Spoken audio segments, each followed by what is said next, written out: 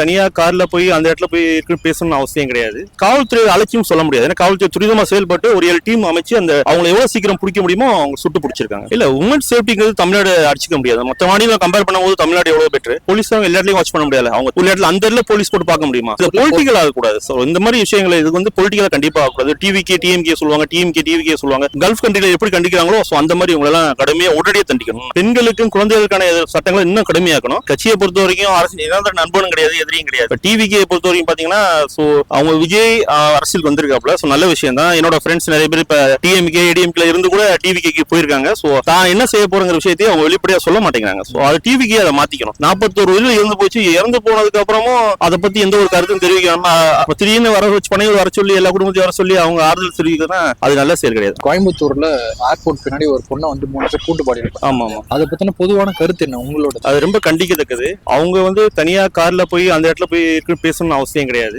அந்த மாதிரி இருக்கிற சுச்சுவேஷன்ல பெண்கள் எல்லாம் சேஃப்டியா இருக்கணும். அவங்க கூட தனியா இந்த மாதிரி பப்ளிக்கான பிளேஸ்ல வந்து பேசுற கூட தனிப்பட்ட முறையில அங்க இருந்ததுனால தான் அந்த ஆள் நடமாட்டம் இல்லாத பகுதியில அவங்க போய் தனியா இருந்தனால தான் இந்த மாதிரி இஷ்யூ இருக்கும். அந்த 3 பேரையும் கடுமையா தண்டிக்கணும். அந்த 3 பேரையும் 24 மணி நேரத்தில் பிடிச்சிட்டாங்க.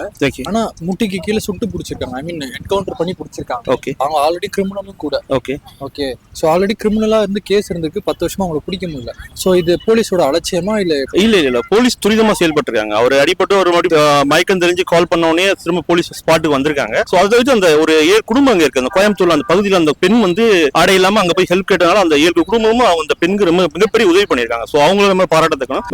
ரெண்டாவது வந்து காவல்துறை அலட்சியம் சொல்ல முடியாது. ஏன்னா காவல்துறை துரிதமா செயல்பட்டு ஒரு 7 டீம் அமைச்சு அந்த அவங்களை எவ்வளவு சீக்கிரம் பிடிக்க முடியுமோ அவங்க சுட்டு பிடிச்சிருக்காங்க. சோ காவல்துறை இப்போ வந்து உமன் சேஃப்டிங்கிறது ரொம்பவே கம்மியாயிடுச்சுன்னு சொல்றாங்க. ஆனா தமிழ்நாடு தான் உமன் சேஃப்டில நம்பர் 1 சொல்றாங்க.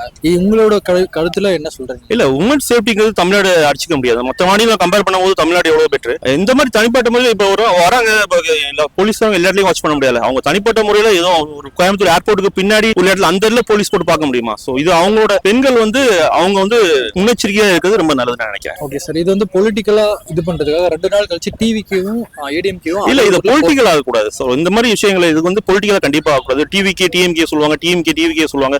மற்ற கட்சியெல்லாம் இது வந்து சீஃப் மினிஸ்டர் தான் இது வந்து பார்க்கணும் செய்யணும். எல்லா இடத்துலயும் போலீஸ் எல்லாம் போட்டு நல்ல சேஃப்டி. அதாவது லேடிஸ் சேஃப்டியில தமிழ்நாடு அடிச்சுக்க முடியாது. சோ லேடிஸ் சேஃப்டி தமிழ்நாடு ரொம்ப போலீஸ் ரொம்ப கண்டிப்பா இருக்காங்க. சோ அதுல இந்த மாற்றம். செக்ஷுவல் ஹராஸ்மெண்ட்ல ஈடுபடுறாங்களா அவங்க வந்து நார்மலா இல்லாம போதை அந்த மாதிரி அடிக்ட் ஆகி தான் அந்த மாதிரி இல்ல அந்த மாதிரி நார்மலா இருந்தாலும் சரி நார்மல் இடம் சரி இவங்களெல்லாம் அரபிக் கண்ட்ரில கண்டிக்கிற மாதிரி ரொம்ப தீவிரமா கிடையாது. பெண்களுக்கு எதிரான எந்த ஒரு செயல்படியும் நம்ம வந்து ஆதரிக்க கூடாது. சோ இவங்களெல்லாம் கண்டிப்பா கல்ஃப் கண்ட்ரில எப்படி கண்டிக்கிறாங்களோ சோ அந்த மாதிரி இவங்களெல்லாம் கடுமையா உடனடியே தண்டிக்கணும்.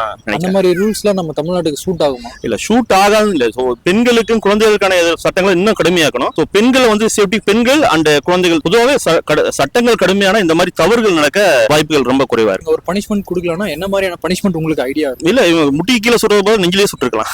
அவ்வளவுதான், வேற ஒண்ணும் இல்ல. டிவிக்கு வந்து 2 வருஷமா கட்சியில ஈடுபட்டு இருக்காங்க பாலிடிக்ஸ்ல. ஆனா சீமான் வந்து பாத்தீங்கன்னா இத்தனை நாள் வந்து டிஎம்கே திடீர்னு டிவிகே பக்கம் சாஞ்சிட்டாரு அவரை எதிர்க்கிறதுக்கு. அதை பத்தி என்ன நினைக்கிறீங்க?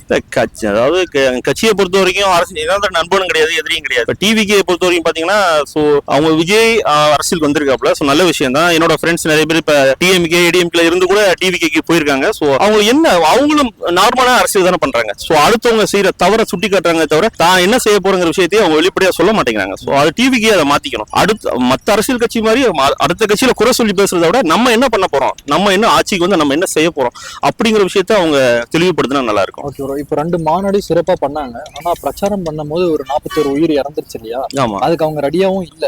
ஆனா அதை ஃபேஸ் பண்ண முடியாம இன்னும் அந்த சிச்சுவேஷனுக்குள்ள இல்ல அங்க டிஎம்கே ஹாஸ்பிட்டலுக்கு போனது ஒரு ஆக்டிங் தான். இல்ல வந்து யார் மேல தப்பு சொல்லணும் எனக்கு சத்தியமா தெரியல. 41 வயதுல இறந்து போச்சு. இறந்து போனதுக்கு அப்புறமும் அதை பத்தி எந்த ஒரு கருத்தும் தெரிவிக்காம அர்ஜு அவரோட கட்சி கொள்கை பரப்பு செயலர் அவரு ஆனந்த் எல்லாம் போய் ஆனந்த் என்ன போயிட்டு அரெஸ்ட் ஆக வேண்டியது. ஒரு அவர் தலைமுறை ஆயிட்டார். ஆக்சுவலா அவர் தலைவரோட விஜய் வெளியே வரல. திடீர்னு வர வச்சு பணிகள் வர சொல்லி எல்லா குடும்பத்தையும் வர சொல்லி அவங்க ஆறுதல் தெரிவிக்கிறதுனா அது நல்ல செயல் கிடையாது. ஆனா விஜய் அந்த இடத்துக்கு போயிருந்தாலும் பிரச்சனை. விஜய் ஒரு ஆக்டரா தான் நான் பாக்குறேன், ஒரு அரசியல் கட்சியை நான் பார்க்கல. இப்ப நார்மலா சீமான் போற இடத்துல கூடுற கூட்டத்தோட விஜய் போற இடத்துல அதிகமா கூட்டம் கூடும். விஜய் வந்து சீமான் வந்து ஒரு அரசியல்வாதி, அவருக்கு ஒரு செட்டப் வேற. பட் இவர் அரசியல்வாதியா பாக்குறத விட இவர் ஒரு ஆக்டரா பாக்குறவங்க தான் அங்க அதிகமா போறாங்க. குழந்தைகளுக்கு என்ன தெரியும்? குழந்தைகளுக்கு ஒரு அரசியல்வாதி தெரியுமா? ஒரு ஆக்டரா தான் தெரியும். விஜய் எங்க போனாலும் சரி முன்னெச்சரிக்கை பாதுகாப்பு இருக்கு ரொம்ப நல்லது. ஏன்னா ஒரு ஆக்டரா தான் அவர் எல்லாரும் பொறுக்கி பாக்குறாங்கல்ல தமிழ்நாடு ஃபுல்லா. கரூர்ல பாத்தீங்கன்னா செந்தில் பாலாஜி தான் ஒரு கிங் மாதிரின்னு சொல்லிட்டு இருக்காங்க. கிங்ன்றாங்க, சில பேர் ரவுடி அப்படி இப்படின்னு சொல்றாங்க. உங்க பாயிண்ட் ஆஃப் வியூல இப்படி எல்லாம் பேசுறதுக்கு என்ன ரீசனா இருக்கும்? செந்தில் பாலாஜி ஏடிஎம்ல இருந்து டிஎம்கே வந்தவர். அதனால ஒரு கலை அமைச்சு ஒரு மாநாடுக்கு செய்யறதா இருந்தாலும் சரி, ஒரு களத்துல நின்று பண்றதாலும் சரி, நல்லபடியா செயல்படுவாரு. சோ அவரை வந்து கரூர் மாவட்டத்தில் இருக்கிறனாலே அவரை வந்து அதை பிளேம் பண்ணக்கூடாது. அது கண்டிப்பா தப்பு. அவரை கண்டிப்பா பிளேம் பண்ணக்கூடாது. சோ இவங்க வந்து சரியான இடத்துல இல்லாதனாலையும் அவங்களோட டைமிங் இஷ்யூலாம் அந்த 41 பேருக்கு சாவுக்கு காரணம் அந்த டைமிங் இஷ்யூ தான். ரெண்டாவது டைமிங்க்கு வந்துட்டு அவர் போயிருந்தாருன்னா அந்த ஷெட்யூல் படி அந்த போலீஸ் அந்த க்ரௌட கரெக்டா கண்ட்ரோல் பண்ணிருப்பாங்க. சோ டைம் ஆக ஆக க்ரௌட் அங்க அதிகம் சேரதான் இந்த இஷ்யூக்கு காரணம். முக்கியமா அவரோட அந்த டைமிங், அந்த ஷெட்யூல் போட்டு இங்க இருந்து கிளம்புனது, அங்க லேட்டா வந்தது, இதான் காரணம் நினைக்கிறேன். கிட்டத்தட்ட 6 மாசம் 7 மாசம் தான் இருக்கு நெக்ஸ்ட் எலெக்ஷனுக்கு. இவ்வளவு சைலண்டா போயிட்டு இருக்கு டிவிக்கு. இன்னொரு பிரச்சாரத்துல ஈடுபடுற டேட்டும் தரல. அவங்களுக்கான டீம் கரெக்டா இருக்கா அடுத்த ஸ்டெப் எடுக்கிறதுக்கு? அவர் டிவிக்கு முதல்ல ஒரு கட்டமைப்பே கிடையாது. அதை நீங்க முதல்ல நல்லா புரிஞ்சுக்கணும். டிஎம்கே ஏடிஎம்கே கட்சிகள்லாம் அடிமட்டத்துல இருந்து அவங்களோட கட்டமைப்பை கரெக்டா மேல வரைக்கும் கரெக்டா வச்சிருக்காங்க. இவங்க அடிமட்டத்திலேயே அவங்களோட மாவட்ட செயலாளராக இருந்தாலும் சரி, அவங்களோட ஒன்றிய செயலாளர் இருந்தாலும் சரி, எல்லாம் சின்ன சின்ன பசங்க. அவங்களால என்ன பண்ண முடியும் நீங்க சொல்லுங்க பாப்போம். ஊருக்கு ஒரு 10 பேர் இருக்காங்க, 20 பேர் இருக்காங்க. மேக்சிமம் வந்துட்டு அவரோட ரசிகர்கள் எல்லாம் வந்து ஓட்டா மாறும்னு கண்டிப்பா சொல்ல முடியாது. ராகுல் காந்தி இருக்காரு இல்லையா, அவர் இப்ப கிட்டத்தட்ட ஒரு வருஷமாவே பிஜேபி வந்து எங்களை ஏமாத்திருச்சு, ஓட்டர் ஐடி எல்லாம் நிறைய ஃப்ராட் பண்ணிட்டாங்கன்னு சொல்லிட்டு ரீசெண்டா நிறைய பாத்துச்சு. அவர் ஏன் அந்த மாதிரி இல்ல ஜி, நான் இப்ப சொல்லுவது 10-15 வருஷமா இப்ப மோடி இருக்காரு. ஒரு இந்த இந்தியாவை ஆளுமை பண்றதுக்கு ஒரே தலைவர் நான் மோடின்னு தான் சொல்லுவேன். பிகாஸ் ஏன்னா எந்த ஒரு விஷயமா இருந்தாலும், வெளிநாட்டு அரசியலா இருந்தாலும் சரி, எந்த ஒரு விஷயமா இருந்தாலும் இந்த தடலடியான முடிவு எடுக்கிறத அவர் அடிச்சுக்கவே முடியாது. இதுவே காங்கிரஸோ ராகுல் காந்தியோ இருந்தா கண்டிப்பா அது முடியாதுன்னு தான் சொல்லுவேன். காங்கிரஸ் வரதுக்கு வாய்ப்பு இருக்கா? என்ன பொறுத்தவரைக்கும் சத்தியமா வாய்ப்பு இல்லை. ஒன்லி பிஜேபி தான். மோடி சென்ட்ரல் இருக்கிறனால நம்ம இந்தியாவுக்கு இன்னும் என்ன மாதிரியான நல்லது நடக்குது? நிறைய ஃபண்ட் நிறைய சோர்ஸ் பண்ணியிருக்காரு. வந்து வெளிநாட்டு முதலீடுகள் அதிகமா இந்தியாவுக்குள்ள வந்திருக்கு. நம்மளோட ஓகே, அதை பத்தி ஐடியா இல்லை எனக்கு. தமிழ்நாட்டுக்குள்ள பிஜேபி எப்படி இருக்கும்? தமிழ்நாடுக்குள்ள பிஜேபி இருக்கு. தமிழ்நாடுக்குள்ள பிஜேபினா, ஆனா கண்டிப்பா பிஜேபி வந்துட்டு அரசியலுக்கு வரணும், முதலமைச்சர் கண்டிப்பா அது முடியாது. ஏன்னா சில சீட்டுகளை வேணா கைப்பற்றலாம்.